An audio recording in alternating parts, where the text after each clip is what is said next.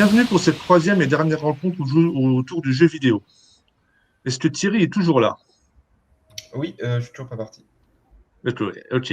Est-ce que tu es toujours étudiant en master de conception de dispositifs ludiques? Oui, a priori, il me garde encore, donc tout est bon pour là. Ok, alors tout va bien. Aujourd'hui, nous accueillons Vanessa Lalo. Vanessa, tu es psychologue clinicienne, spécialiste des pratiques numériques. Tu interviens en formation et en analyse des pratiques dans le réseau des promeneurs du net, ce qui fait de toi une témoin privilégiée des usages des jeunes et des pratiques éducatives autour du numérique. Est-ce que la bio te va? Est-ce que j'ai rien oublié? Ça me semble OK. Les jeux vidéo aussi. Aussi, c'est vrai. Les jeux vidéo aussi, d'ailleurs, c'est pour ça qu'on t'a invité. Alors voilà, une petite question pour s'échauffer. Bon, finalement, Vanessa, les jeunes, ils en sont où avec les jeux vidéo? Ils en sont où? Alors, ça dépend de quel point de vue on parle. Mais si on prend le côté culture populaire, bon, bah, beaucoup de jeunes jouent aux jeux vidéo parce que ça fait partie de notre quotidien à tous, tout simplement. D'accord. C'était juste un échauffement, hein. Alors, notre second invité est Jean-Pierre Coutron. Jean-Pierre, tu es aussi psychologue clinicien. Tu exerces en centre de soins d'accompagnement et de prévention en addictologie, ainsi qu'en consultation jeunes consommateurs, dont tu as participé à la mise en place. Tu as aussi été président de la Fédération Addiction de 2011 à 2018. Y a quelque chose à rajouter? Non. Non.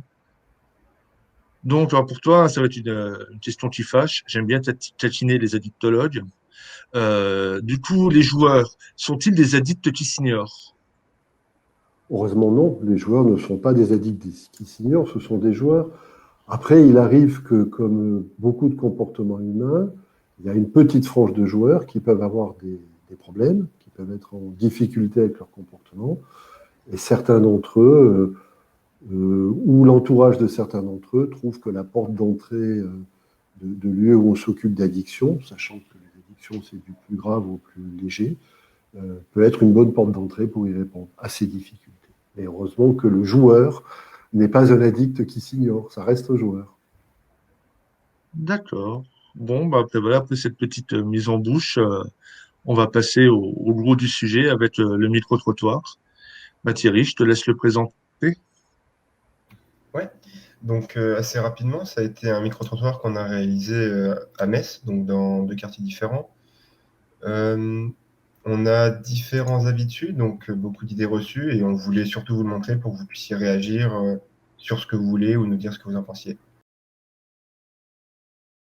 Bonjour, bah ouais, je joue souvent aux jeux vidéo, ouais, exactement. Oh oui, oui. Bien sûr, j'aime bien et j'y joue souvent. Oui. Moi aussi, ouais. Oui, j'ai déjà joué aux jeux vidéo. Oui, j'aime pas. Non. Non. Je trouve ça inutile de perdre son temps devant les jeux vidéo, les réseaux sociaux. Moi, je trouve que c'est mieux la sociabilisation. Une des raisons que je peux pointer, c'est peut-être une forme de fuite de la réalité. C'est divertissant. Pour faire, ouais, voilà, passer le temps et passer le temps. Ouais, c'est tout. Hein. Pour se déstresser. Ouais. Pour se déstresser, pour oublier leurs soucis habituels. Et même maintenant, on peut même en faire des jeux sérieux, des serious games, donc qui servent même en entreprise. Donc ça prend une partie très importante de la vie de tout le monde. C'est bien, ça fait penser à autre chose des fois. Tout. Ouais, voilà. Des fois, on peut apprendre des diverses langues. Bah, jouer à Mario, c'est bien. Non, moi, non, si Mario Kart, c'est bien. Tu roules, tu prends des bananes, c'est bien. Qu'est-ce que j'en pense des jeux vidéo? C'est bien. La violence, les jeux où il y a des morts vivants, ça fait peur aux enfants, les trucs comme ça. Et puis même, ils font carrément des crises d'hystérie. Non, c'est même pas des crises d'hystérie, c'est des crises d'épilepsie. Ça peut rendre accro, ouais. Je pense que les jeux sont très addictifs, donc comme ils sont très bien faits, et surtout ceux sur mobile, donc c'est un peu leur but, c'est qu'on reste scotché dessus. Ça fait vraiment mal au cerveau, hein, finalement. C'est déjà très bon, très mauvais pour les yeux, c'est très mauvais pour la concentration. Et t'as tout le temps envie, justement. Tu deviens accro. C'est comme une drogue. Ah, ça dépend des gens, des fois il y en a, ils deviennent accros. Ouais, on peut être addict. Ouais, bah mon mari il joue à Fortnite. Alors voilà, quand il achète des packs, je ne sais pas quoi, je trouve ça con. Certains gens peuvent mettre de l'argent du coup pour avancer et certaines personnes ça les rend accros. Putain, bien vu. Ouais, souvent il y en a, ils pètent beaucoup de sous dedans. C'est très surprenant, ça évolue de plus en plus et j'ai hâte de voir ce que ça donne. Je pense pas qu'il y ait une bonne évolution, parce qu'il y a beaucoup de jeux vidéo qui sont très, je trouve très dangereux et très vulgaires. Et il y a beaucoup de méchanceté dedans. Et beaucoup d'armes, et ça c'est dangereux. Bah, c'est de mieux en mieux fait aussi, on va pas se voiler la face. Hein. Les personnages, par exemple dans FIFA, c'est vraiment très bien fait. Et puis voilà, ouais, non, c'est de mieux en mieux. Ouais, c'est bien fait, les dessins ils sont vraiment bien faits. Il y a une bonne évolution avec les jeux virtuels et tout. Ça évolue bien, franchement ça évolue bien. Ouais. Au niveau des graphismes, tout ça c'est bien. C'est vrai que ça peut prendre une ampleur, ça a pris même une ampleur beaucoup plus grande sur Twitch, Facebook, sur les streams, etc. Et du coup ça peut être un avenir pour certaines personnes qui sont vraiment à fond dedans depuis qu'ils sont tout jeunes, quoi. Moi j'aimais bien notre temps où on n'avait rien, on jouait avec des cailloux. Je trouve ça ridicule. Il y a même des paris sur les jeux vidéo, ça. Il y a des gens, ils arrivent à en faire leur travail, à travailler, à aider des jeunes, tout ça. Alors, voilà. Donc ça, c'était ce qu'on a pu recueillir comme témoignage. Donc il y a beaucoup d'idées reçues, des fois qui sont peut-être fausses. Donc s'il y a quelque chose sur lequel vous voulez revenir, peut-être Vanessa pour commencer. Oui. Alors en prenant dans l'ordre, moi je me suis dit, tiens, fuite de la réalité, est-ce que lire un livre, c'est pas fuir la réalité? Pourquoi accuse-t-on toujours les jeux vidéo de tout un tas de mots? Est-ce que c'est vraiment ça ce qui est important en fait à souligner? C'est une vraie question que je me pose. Hein. On parle tout le temps du virtuel, du fait qu'on ne serait pas ancré dans la réalité, que ça risquerait de créer tout un tas de troubles parce qu'on ne serait pas ancré. Mais quid des autres divertissements, quid du livre tout simplement, qui laisse place bien entendu à l'imaginaire. Et je n'ai jamais reçu, moi, en consultation, de parents ou d'enfants qui seraient addicts à la lecture.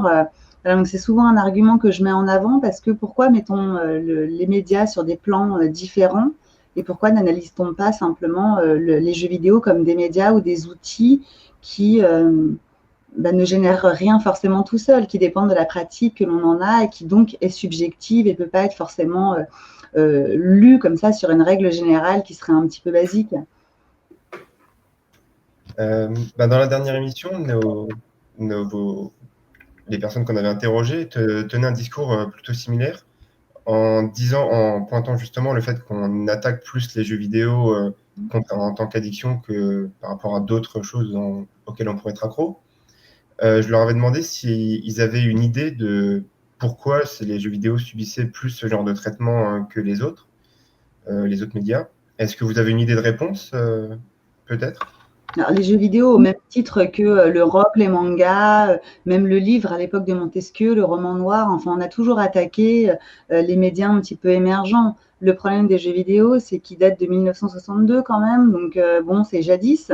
Alors certes, l'évolution technologique d'aujourd'hui n'a rien à voir avec ce qui pouvait se passer à une certaine époque, mais on pourrait quand même conclure que ceux qui ont commencé à parler vraiment en mal des jeux vidéo et à être vraiment dans le côté danger, risque, etc., si on reprend les archives INA, c'est dans les années 80, les reportages télé, et on peut se dire que c'était tout un tas de parts de marché qui partaient de la télévision au profit d'autres types de médias, à savoir les jeux vidéo. Donc moi, ma première analyse un petit peu bête, ce serait de dire que, bon, qui parle, qui fait ces critiques-là, qui les énonce, et en général, on a déjà un certain nombre d'éléments de réponse.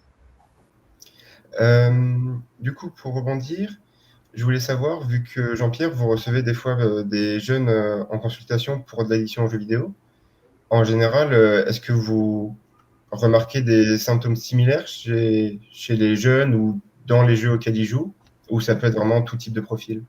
Alors, je vais d'abord intervenir un peu sur ce qu'a dit Vanessa et sur le point d'avant, parce que ça introduira la notion d'addiction là-dedans. C'est-à-dire que Vanessa, elle termine sur quelque chose qui est pas neutre, elle termine sur l'économique, les parts de marché.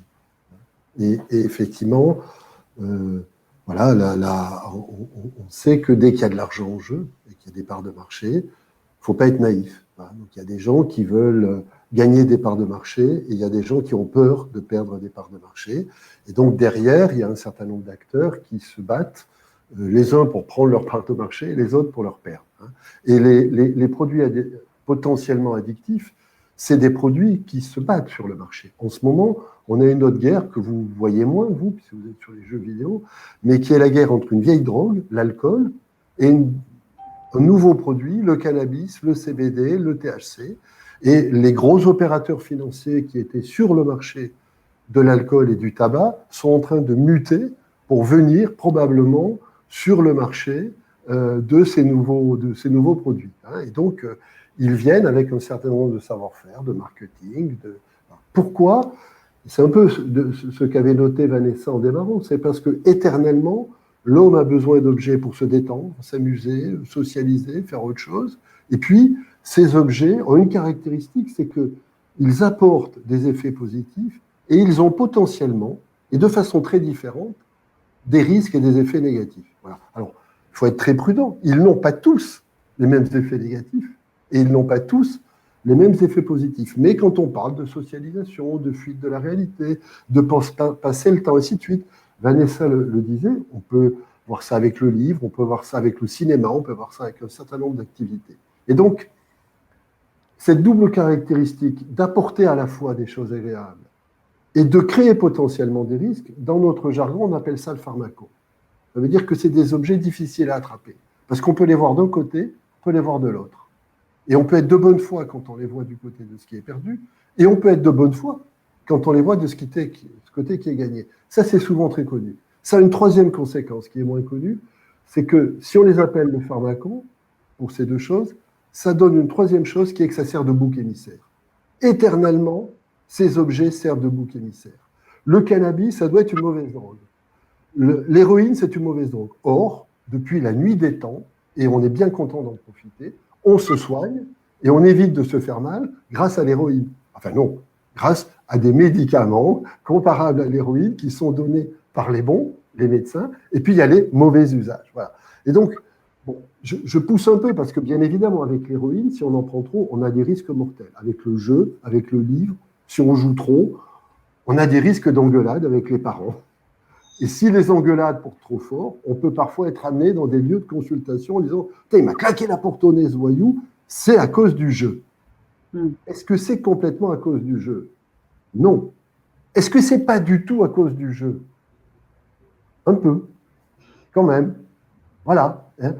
Et là-dessus, on peut dire « oh, le méchant jeu », ou on peut dire « oh, les méchants parents », ou on peut dire « ne nous battons pas pour savoir si c'est un méchant jeu ou un méchant parent, et essayons de faire un travail d'accompagnement pour que le problème se règle ». Alors, on ne va pas passer des heures à savoir si c'est une addiction ou pas, on va considérer qu'ils ont eu envie de l'appeler comme ça, et on va travailler ça comme ça. Voilà. Après, c'est une autre discussion, c'est s'il avait joué trop longtemps, jusqu'où serait-il allé? Certainement pas jusqu'à l'overdose, certainement pas jusqu'à l'arrêt cardiaque, certainement pas jusqu'à une perforation du foie. Voilà. Une dame évoquait éventuellement que ses yeux seraient usés, mais vous voyez, moi j'ai des lunettes, et je suis d'une génération où je ne peux pas accuser les jeux vidéo de m'avoir... Tu as trop lu. Voilà, et j'ai trop lu.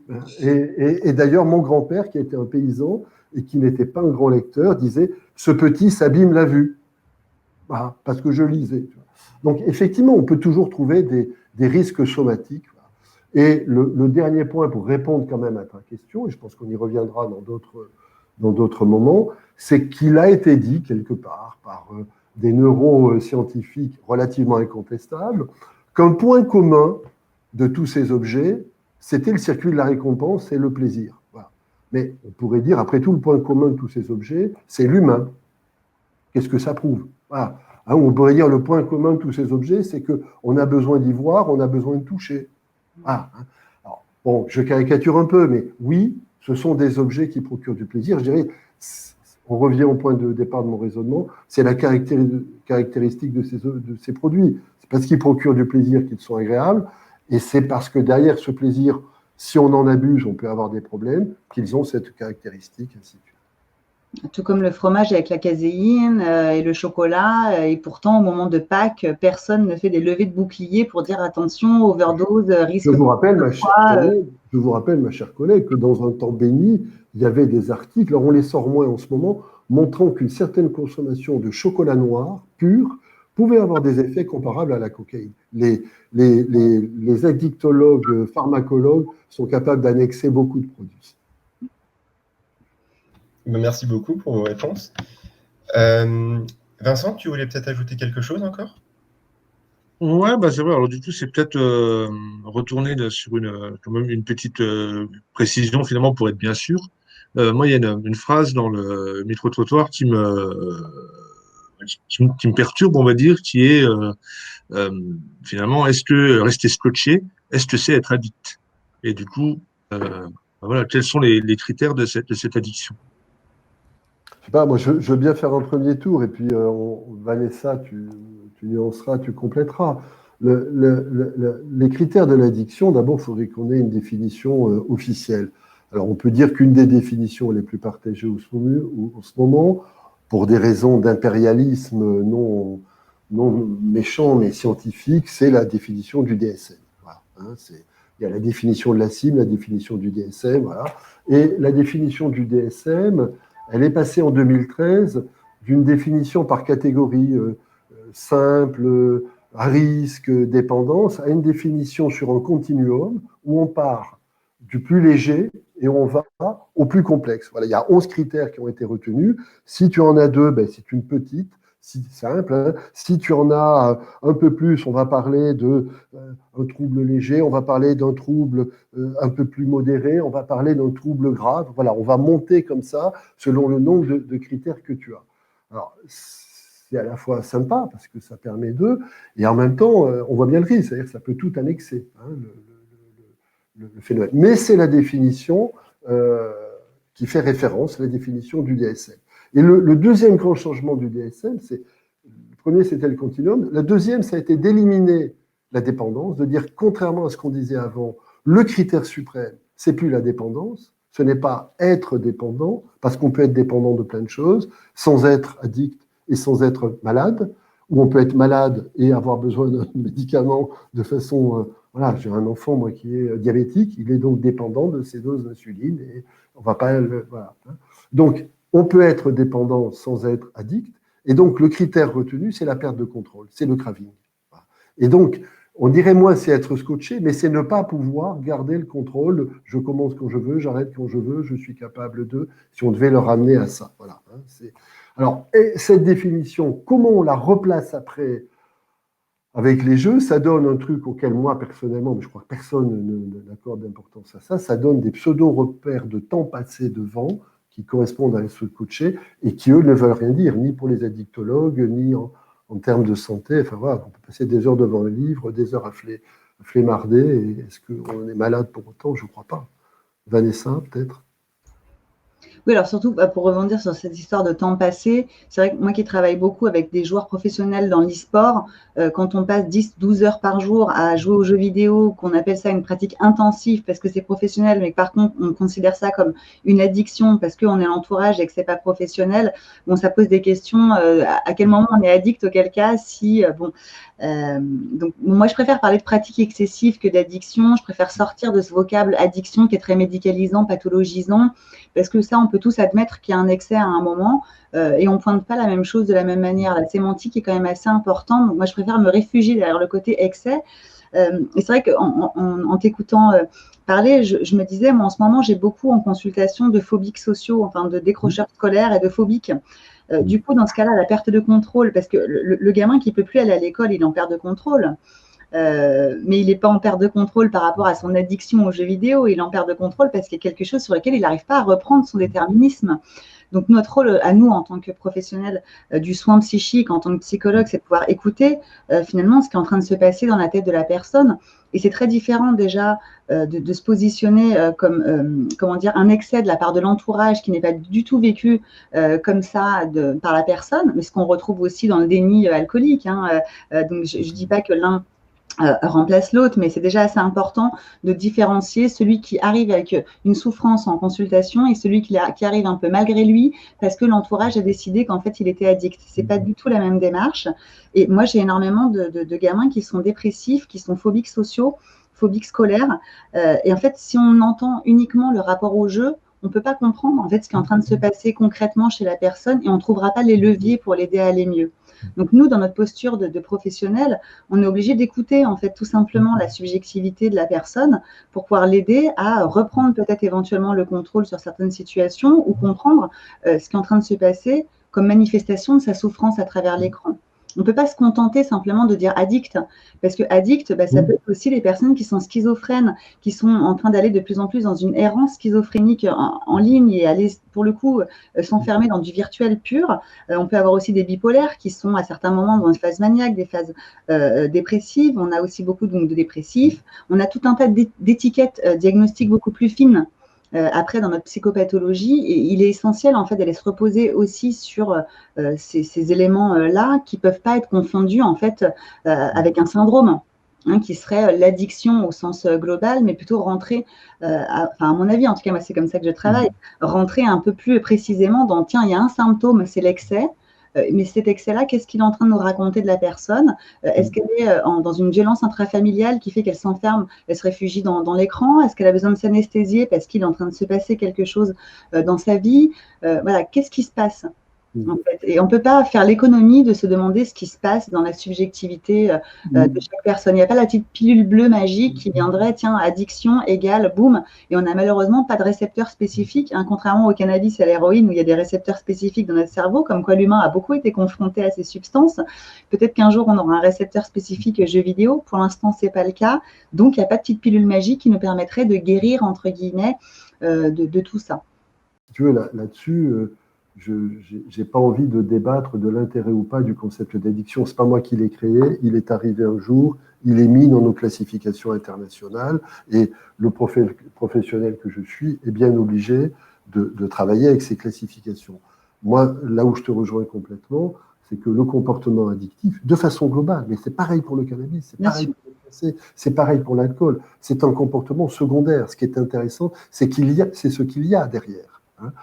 Et plus une addiction est problématique, plus il y a un problème grave derrière, un psychotrauma, un état dépressif, un trouble de l'humeur, ainsi de suite. On a la même chose avec l'alcool, même chose avec les opiacés, même chose. Donc le travail de l'addictologue va être souvent de passer au travers du comportement addictif, et ça surprend toujours les parents. Il m'arrive de dire à des malades alcooliques, à des personnes qui ont des problèmes de cannabis, mais continuez pour l'instant de consommer, parce qu'effectivement, la fonction, pour l'instant, de protection de votre comportement, vous en avez besoin, et on va petit à petit travailler sur ce qu'il y a derrière et la souffrance qu'il y a derrière, et démonter le mécanisme de l'addiction après, et on le démonte au nom des troubles secondaires qu'il pose, au nom des troubles secondaires, pas au nom de cette fonction apaisante. Donc, ce qui fait que pour moi, pour les jeux vidéo, on est vraiment sur un comportement qui est loin d'être le plus problématique en termes de santé publique, encore une fois, parce que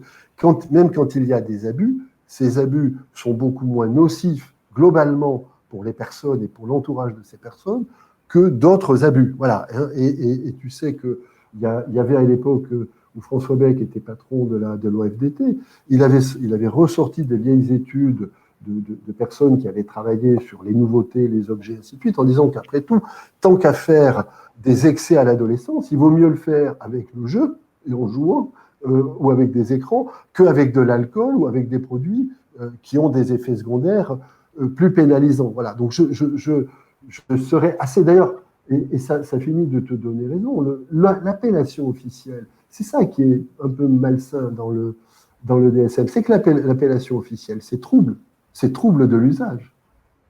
Et encore une fois, trouble de l'usage du plus simple. Et l'addiction, c'est juste le chapeau du chapitre. Mais l'appellation officielle, c'est trouble de l'usage.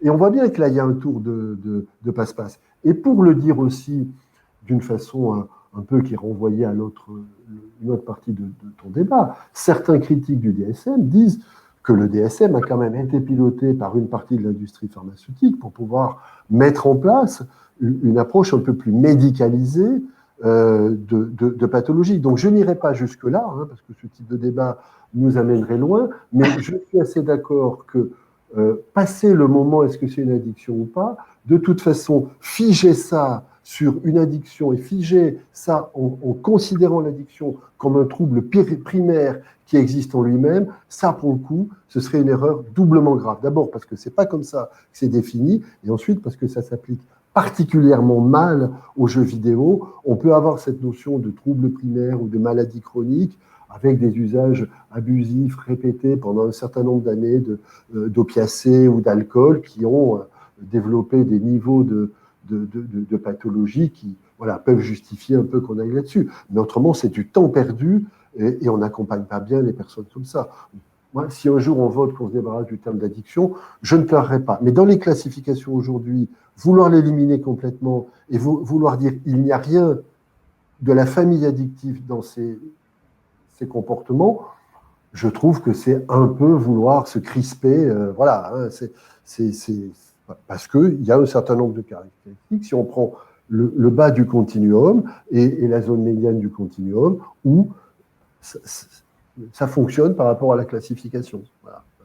Parce que moi, je voulais surtout dire, par rapport à mon propos, qui était un peu provoque, effectivement aussi, mais c'est de dire à un moment, est-ce que notre travail, à nous, en tant que professionnels, c'est d'aller mettre une étiquette sur nos patients, ou est-ce que c'est de faire un vrai travail, à savoir, à un moment, comprendre quels sont ces différents mécanismes et pouvoir accompagner quelqu'un dans son individualité. Et je crois que c'est ça le message à faire passer aussi bien au grand public qu'aux professionnels qui peuvent nous écouter. C'est qu'une fois qu'on a sorti une étiquette d'un chapeau, qu'est-ce qu'on en fait? On n'en fait rien. La question, c'est comment on travaille avec ça comme base pour après pouvoir tirer les bons leviers qui nous permettent de travailler correctement. Et on ne peut pas se contenter de s'asseoir sur cette notion de diagnostic. Nous ne sommes pas médecins. Le diagnostic, on n'est pas forcément censé le poser en tant que tel. Et quand moi, mes patients me demandent, alors c'est grave, je suis addict, finalement, je leur dis, qu'est-ce que vous en pensez? Et ça génère une autre discussion. Et la personne ne me répond pas forcément. Moi, je ne réponds pas non plus sur la question du diagnostic. Et là, d'un coup, s'ouvre la parole de la subjectivité. Et c'est peut-être ça qu'il faudrait qu'on mette en avant en tant que professionnel aussi, c'est quid simplement de la subjectivité. Mais je regrette que les organisateurs nous aient mis ensemble, parce que là, je peux que... On est d'accord. Mais j'aurais aimé, par exemple, puisqu'on l'évoquait, avoir le collègue du service d'addictologie de l'hôpital Robert Debré qui parlait dans le Figaro il y a 2-3 jours et qui disait qu'on a ouvert un service pour recevoir les troubles du jeu vidéo dans un hôpital pour enfants, l'hôpital Robert Debré. Quand on sait, tu vois, le manque de place à l'hôpital pour traiter un certain nombre de pathologies, ça veut dire que s'ils l'ont fait, ils pensent que ça vaut le coup de mettre une partie de leurs moyens sur ça. Et là, ça aurait été intéressant de discuter quel est leur argumentaire à eux pour penser que, vu le prix d'une journée à l'hôpital ou vu le prix d'une consultation hospitalière, il faut ouvrir un service d'addicto. Pour les jeux vidéo, il n'a pas dit un service d'addicto de façon générale. Voilà, là, moi, j'aurais besoin qu'on m'explique. Mais comme je n'y suis pas, je ne peux pas répondre à leur place. Mais à ce niveau-là, j'avoue que j'ai des doutes et que j'aurais aimé vérifier qu'il n'y a pas derrière là des pathologies familiales graves, des dysfonctionnements familiales graves, et qu'on aurait pu nommer ce service un service recevant des crises familiales dont le jeu vidéo vient parfois préserver un peu une certaine violence et servir à tamiser des choses. Il m'arrive parfois de recevoir ce type de famille, et le jeu vidéo a plutôt tenu un rôle apaisant et éviter des situations encore plus scabreuses qu'un rôle directement aggravant, même si sa fonction de bouc émissaire vient en amenant le gamin et en disant c'est lui qui a un trouble du jeu vidéo. Mais quand tu regardes, c'est la famille qui a un dysfonctionnement majeur. Oui, puis au-delà de tout ça, il y a aussi un argument qui est marketing. Quand on entend dans le micro-trottoir toutes ces personnes qui disent accro, avec cette espèce de vocabulaire comme ça, d'addiction généralisée, ça interroge aussi, puisque quand on prend les jeux mobiles dont les personnes parlent dans le témoignage, dont les personnes témoignent, c'est un des vocabulaires de marketing. Ce jeu vous rendra addict, ce jeu vous rendra le plus accro du monde. Donc, c'est devenu un argument de communication marketing. Et la question que je me pose avec ton intervention précédente, c'est est-ce que c'est pas un argument marketing d'ouvrir des consultations spécialement conçues pour les jeux vidéo? Parce que c'est tellement plus facile. Moi, je l'ai vu dans beaucoup de situations. Les parents qui ont un enfant dépressif n'ont absolument pas envie de reconnaître que leur enfant est dépressif. Par contre, c'est facile de pousser la porte d'un psychologue quand l'enfant est accro aux jeux vidéo. Et là, derrière, une fois qu'on a fait cette demande jeux vidéo, ils vont pouvoir un peu plus facilement accepter. Nous, avec la pédagogie, on va les emmener un peu là-dessus aussi. Finalement, leur enfant, il est peut-être quand même dans un état dépressif et qu'il y a peut-être quelque chose à aller entendre ailleurs. Mais moi, on ne pousse pas la porte, en tout cas, de ma consultation en me disant « mon enfant est dépressif, soignez-le ». Donc, c'est facile aussi d'utiliser l'argument jeu vidéo. Ça peut être une bonne possibilité, peut-être pour des personnes qui ne savent pas se saisir des professionnels de la santé, parce que, de la santé mentale, je veux dire, parce qu'on est très dans la stigmatisation aussi. Les psychologues, on va les voir parce qu'on est fou. Enfin, bon, on a un gros travail de pédagogie à faire pour expliquer que notre travail, ce n'est pas juste quand on va hyper mal non plus. On peut écouter une souffrance un peu autrement. Mais ça peut être aussi un argument de communication pour certains, je pense, de pousser la porte des consultations de psychologues par là. Et c'est un très bon argument de communication marketing pour générer beaucoup de files actives, parce que là, c'est sûr que ça tape large. On est sûr que ça correspond à beaucoup de familles d'avoir des problèmes de jeux vidéo. Derrière, vont être plus du conflit ou autre chose, ou simplement le rituel adolescent, enfreindre des règles, être en excès tout court, et avec tout ce que ça peut réinterroger de la clinique adolescente ou de la clinique un petit peu préadolescente aujourd'hui qui se déplace aussi dans le temps, etc. C'est sûr qu'on a un double problème. On a un problème de marketing au sens large, parce que le mot addict utilisé comme ça, ce n'est pas les addictologues qui en sont responsables, c'est un certain nombre d'acteurs du marketing et de la publicité qui ont repéré le côté paradoxalement très attirant de ce mot, et ça apporte un certain prestige. Donc on a vu qu'il y a des parfums, il y a des vêtements, il y a des objets qui sont désignés pour avoir ce pouvoir un peu magique, addictif. Bon, ça peut paraître, mais on voit bien que notre époque a gardé des traces de pensée magique, même si tout le monde voudrait qu'on soit devenus des rationalistes absolus. Et le marketing marche très bien là-dessus. Donc voilà, il y a un parfum qui rend addict. On voit les fantasmes que ça peut avoir. Il y a un certain nombre d'objets auxquels on désigne. Il y a une deuxième chose que tu dis, alors moi que je partage avec là encore, je vais jouer le rôle du troublion, c'est-à-dire que récemment, je passais une émission de télé sur le cannabis, donc il fallait dire que le cannabis était très très dangereux, donc j'étais celui dont on attendait qu'il le dise, et j'ai passé ma soirée à répéter que j'étais parfois désolé qu'on m'amène un gamin, entre guillemets, en consultation, mais vraiment qu'on m'amène, c'est-à-dire qu'il n'avait pas choisi de venir, parce qu'il avait fumé, il avait tiré sur 2-3 joints dans l'année.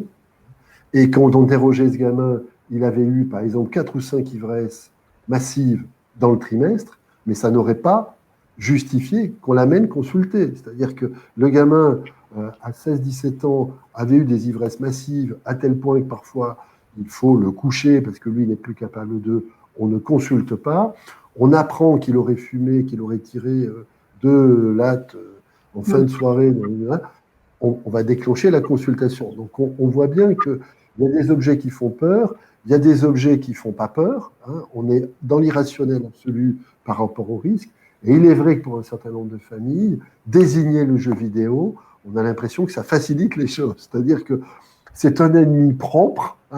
On peut, en plus, il y a ce côté un peu, c'est un ennemi vulgaire. Enfin, tu vois, il y a tout un tas de représentations, mais quand même, on est moins honteux que s'il était allé vers d'autres choses un peu plus illicites. Donc voilà, ça rejoue bien le bouc émissaire. Et je suis assez d'accord, des fois à l'entretien, le jeu vidéo n'est pas la problématique majeure. Le gamin est lui-même un peu surpris que ce soit par ça. Et parfois, on s'en fait un peu une fixette sur le jeu vidéo. Le pire étant quand c'est les écrans globalement. Et quand on demande aux parents, mais c'est quoi les écrans? Alors là, une espèce de confusion, avec cette phrase merveilleuse que disait une jeune fille, celle qui n'avait pas son masque en position réglementaire. Moi, je préfère les vraies socialisations, alors que les réseaux sociaux ou les écrans sont des objets fantastiques de socialisation, sauf que c'est un autre mode de socialisation, mais c'est une façon extraordinaire. Kazili a travaillé là-dessus. Ce sont des nouvelles socialisations, mais c'est tout sauf de la désocialisation, passer des heures sur les réseaux sociaux. Donc on voit bien, tu vois, tu as raison de dire que ça vient presque empêcher. Et puis alors après, la dernière raison, je ne veux pas l'oublier, je ne veux pas avoir l'air de bouter en touche. Même les soignants ont parfois des petits intérêts à défendre. Et c'est sûr que par moment, tu peux avoir plus de budget en ce moment pour faire une consultation machin qu'une consultation truc. Et parfois, ben, oui, tu vas faire la consultation machin. Voilà.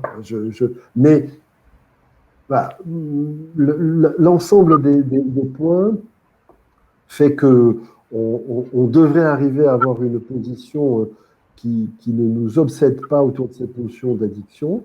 N'empêche que j'aimerais savoir quel type de problème on rencontre dans les services hospitaliers qui tournent que sur le jeu vidéo. Est-ce que ce n'est pas des services de thérapie familiale? Alors bon, il y a ce collègue-là, mais on aurait pu en reparler avec Bruno, tu vois, avec Bruno Rocher. C'est-à-dire que on sait que parfois on a plus de pathologies familiales que de pathologies strictement.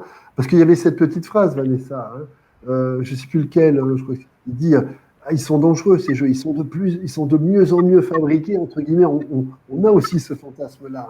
Hein. C'est le petit joueur de flûte de Hamel. Ils sont de mieux en mieux fabriqués pour capter l'attention de nos pauvres enfants et leur choper le cerveau à l'endroit où il faut et les amener dans cette pièce noire où ils vont jouer devant leur écran au lieu d'écouter papa-maman se disputer autour du repas familial comme on se dispute tous les soirs. Oui, ou même, enfin, pour rajouter un petit peu à tout ça, moi, ça m'arrive régulièrement en consultation d'avoir les parents et l'enfant. Et du coup, bon, bah, bien sûr, on présente le tableau hyper noir du gamin qui est en Excel, puis total sur ses jeux. Et puis, il y a un moment où le gamin, bon, il en a un peu marre aussi qu'on lui brosse le portrait, bon, de manière qui n'est pas forcément la plus reluisante. Et il va toujours à un moment troller le parent en disant, mais toi et ton Netflix, toi, quand tu passes des heures avec ton journal télé, ton truc. Et là, la consultation devient marrante parce qu'on remet un peu balle au centre aussi. Et c'est vrai que les parents vont être les premiers à les taper sur le jeu vidéo parce qu'eux-mêmes ne connaissent pas forcément toujours bien ces mécaniques-là ou qui ne sont pas forcément très habiles avec tout ça et qui sont très en échec aussi avec cette technologie qui avance très vite et ils se sentent un peu des fois avec un train de retard. Mais en fait, bon, si on doit parler d'addiction, dans ce cas-là, on est tous addicts à absolument tout. Hein, le binge-watching, le machin, les séries, les trucs, les Netflix. Puis là, on est accro au nombre de morts par jour, nombre de cas par jour, et puis là, le nombre de terrasses par jour. Et puis bon, en fait, là, depuis un an, on est accro à absolument tout. Bon, dans ce cas-là, on est accro à tout, ou alors on est accro à rien. Mais c'est vrai que ça interroge aussi que ces mêmes mamans qui, en général, s'adressent à nous, souvent les mamans, hein, vont être des fois très en excès sur leur propre Netflix ou leur propre série, mais vont aller fustiger la pratique de leur gamin qu'elles trouvent débile. Alors que finalement, il y en a un qui est passif, qui regarde passivement l'imaginaire de quelqu'un d'autre, et il y en a un autre qui est actif et qui a un pouvoir d'action sur le jeu.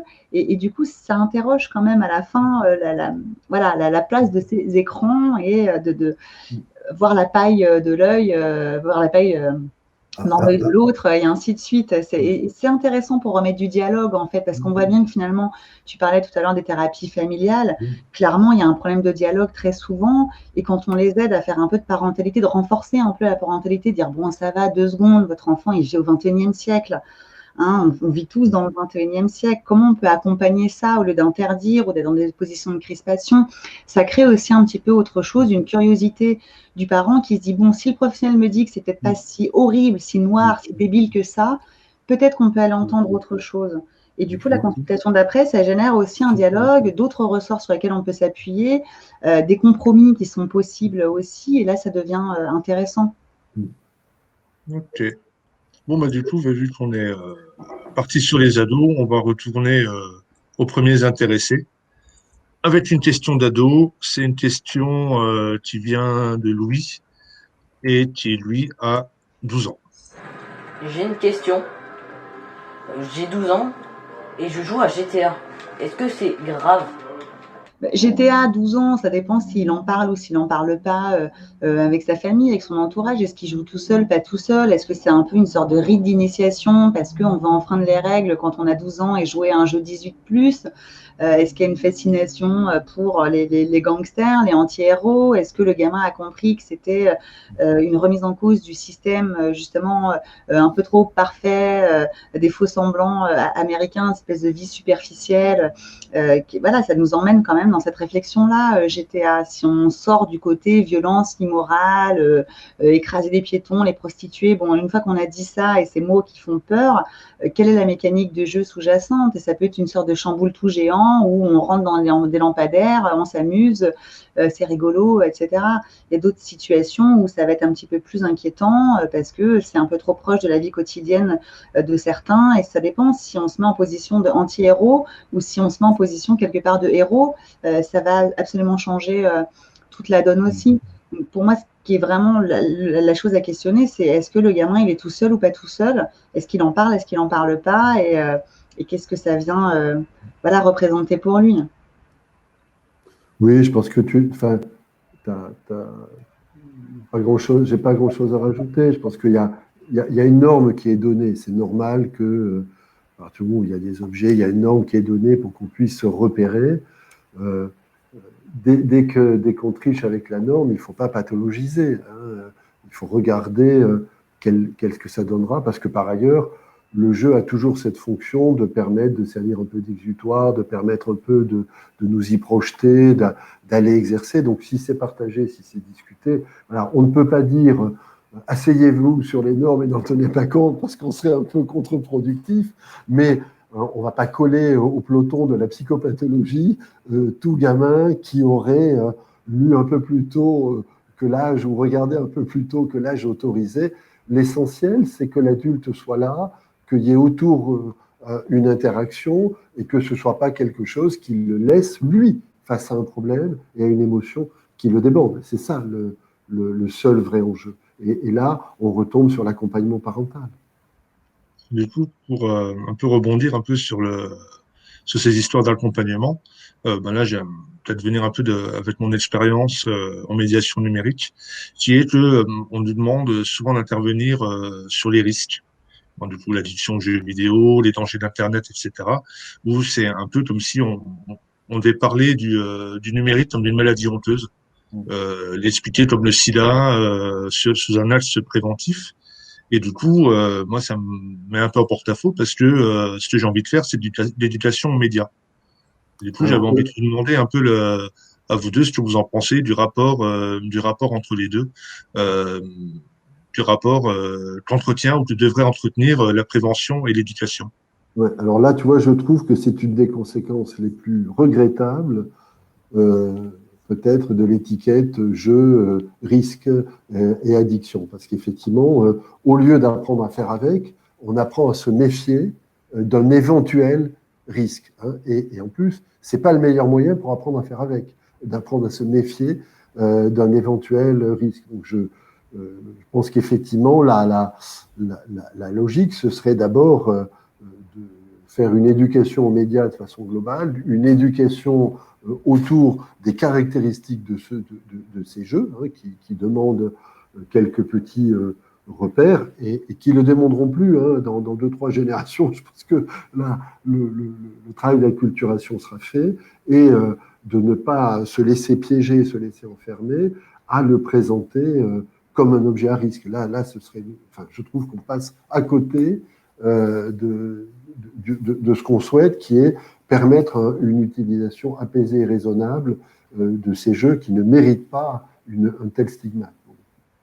Bon, du coup, Vanessa, je pense que tu vas être d'accord. Oui, j'ajouterais peut-être juste un tout petit mot autour de cette notion de prévention. Moi, je trouve que notre prévention négative, elle ne marche pas et qu'il faut qu'on arrête de jouer à se faire peur en permanence et d'être dans des interdictions, du pénal, ça marche pas. Les gamins, ils s'en fichent de ça. Enfin, bon, ça dépend à quel âge on parle. On peut réussir à faire peur un peu à des gamins avec la loi jusqu'à un certain âge, mais il y a un moment où quand on parle d'adolescents qui veulent enfreindre des règles, s'autonomiser, s'émanciper, jouer avec leurs limites et se construire avec la négociation aussi d'un cadre, c'est pas en leur disant je t'interdis, ne fais pas, que ça va fonctionner. On va juste créer un attrait, un désir pour quelque chose qui peut-être n'existait pas au départ. Et puis les parents en fait essaient de faire de l'éducation en projetant leurs propres angoisses sur leurs gamins. Et du coup, ils oublient que leurs gamins, ils ont déjà leurs propres angoisses à eux, qui sont les leurs et qui sont celles de notre époque et de leur âge. Et du coup, en fait, c'est là qu'on se retrouve aussi face à un dialogue qui est impossible, parce que les parents, ils bourrent le mou à leurs gamins de leurs propres angoisses.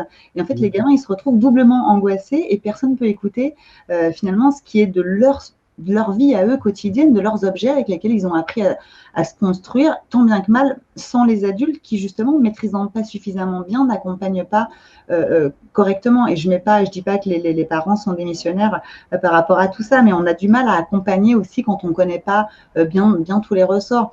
Moi, je suis plus pour qu'on fasse vraiment une prévention positive, qu'on donne des exemples positifs d'usages qui nous paraissent cohérents, pertinents, qu'on montre des ressources avec lesquelles on est en adéquation, qu'on puisse faire une transmission autour des jeux vidéo, du numérique, comme on le fait avec le livre, le cinéma et tout le reste. On a un rôle de transmission en tant qu'adulte et au lieu d'être dans cette posture où on se méfie absolument de tout le temps, expliquer qu'il y a des risques, bien entendu, comme on le fait avec un gamin, apprendre à traverser un passage piéton, éviter les prédateurs, de ne pas prendre des bonbons, des inconnus. Bon, mais ça, on a tous compris, quoi. Maintenant, qu'est-ce qu'on fait une fois qu'on a dit ça et quels conseils clés positifs on peut donner aux familles? Moi, je trouve que c'est ça qui manque à force de pathologiser tous ces objets-là. C'est que une fois qu'on a lu toutes les actualités, on est hyper angoissé. Du coup, on n'a plus envie que les enfants aillent dehors parce qu'il y a des risques d'attentats, etc. Et on n'a pas envie qu'ils aillent non plus s'enfermer dans leurs écrans parce qu'il y a des risques qu'ils deviennent débiles ou fous ou tueurs en série. Ou bon, donc, on ne fait rien, en fait. Donc, soit on vit plus, soit on ne fait pas d'enfants, soit, bon, qu'est-ce qu'on fait? Donc, voilà, qu'est-ce qu'on peut donner comme conseil de prévention positive, qu'on puisse s'appuyer sur quelque chose? Pour moi, c'est vraiment ça qui manque et qu'il faudrait qu'on renforce au-delà de l'éducation aux médias, bien entendu, des modèles économiques, qu'on comprenne un peu tous aussi dans quel circuit on est pris. Et quand on est sur un jeu gratuit comme Fortnite, bien sûr, on va dépenser de l'argent parce que le jeu, il est là pour... il n'est pas là pour être gratuit et juste être notre ami, avoir dépensé des millions d'argent à faire un super jeu pour à la fin que ce soit gratuit dans notre poche. Il faut qu'on apprenne à vivre aussi avec tout ça. Soit on veut un modèle économique gratuit pour absolument tout, nos mails, nos Facebook, nos TikTok, nos Snapchat, nos jeux vidéo, et puis on assume que derrière, ça va nous pousser à dépenser de l'argent. Soit on apprend tous à dépenser de l'argent avec des abonnements et à structurer nos vies tel qu'on le fait pour tout, puisque aussi bien par image que les bonbons, dans la vraie vie, ça coûte de l'argent. Pourquoi tout le reste est gratuit? Il y a quelque chose dont on doit aussi s'interroger, je crois, sociétalement parlant, avec tous ces modèles de gratuits et modèles économiques qu'on ne maîtrise pas vraiment et qu'on dénonce, mais en même temps, on est pris dans ces systèmes-là et ça nous arrange tous, finalement, de ne pas avoir des abonnements et d'avoir du gratuit, etc. etc. Donc, il y a un truc... un paradoxe dans lequel on est aussi tous pris qu'il va falloir qu'on interroge à un moment, je crois. Alors, ce paradoxe, moi, je ne vais pas en dire plus, mais c'est la deuxième fois que tu y viens, et Vanessa, sur le terrain économique. Ce paradoxe, il est quand même étudié par un certain nombre d'économistes. Le lien entre l'addiction et l'économie est un des plus anciens, et l'économie d'Internet a des caractéristiques terribles en termes de concentration. Les personnes très riches de l'économie d'Internet sont de moins en moins nombreuses et sont de plus en plus riches. Les réseaux sociaux ont modifié la distribution des richesses et la circulation de l'information. Là, pour le coup, il y a des choses extrêmement bien documentées que les addictologues ne connaissent pas toujours et que les passionnés du jeu ne connaissent pas toujours. Mais si vous faites l'effort de regarder ce qui a été travaillé sur les modifications depuis que cette économie est arrivée, la centralisation des pouvoirs, la centralisation de l'information, on se rend compte qu'effectivement, ce modèle de pseudo-gratuité qui ensuite fait rentrer les personnes dans des comportements dont un certain nombre de stratégies sont faites pour qu'il ne soit pas facile d'en sortir au profit des financiers qui sont derrière, ce n'est pas de la parano, c'est une analyse budgétaire très claire qui se traduit par des cotations en bourse et des fortunes qui sont absolument spectaculaires. Voilà. Alors, ce n'est pas toujours agréable de l'entendre parce que ça nous enlève une partie de ce qu'on aimerait être plus gentil, mais c'est une part de quelque chose avec lequel on est bien obligé de faire et qui parfois doit nous amener à être un peu moins naïf ou un peu moins gentil sur certains acteurs ou sur certains enjeux de cette nouvelle économie. Je suis assez branché sur ces questions d'histoire. Les grands phénomènes de l'alcoolisation sont les phénomènes de l'industrialisation. Et ils ont accompagné l'arrivée d'une nouvelle économie et la montée d'une économie industrielle qui remplaçait une économie artisanale. Voilà, on pourrait montrer les addictions sont des maladies transitoires qui se développent particulièrement dans des moments économiques singuliers et l'autre grand repère, c'est les moments de guerre. et après, elles ont des moments où elles redescendent. Ouais, c'est ça, pour ça que moi, je trouve que c'est très important qu'on puisse C'est documenté en termes d'épidémiologie, c'est absolument passionnant.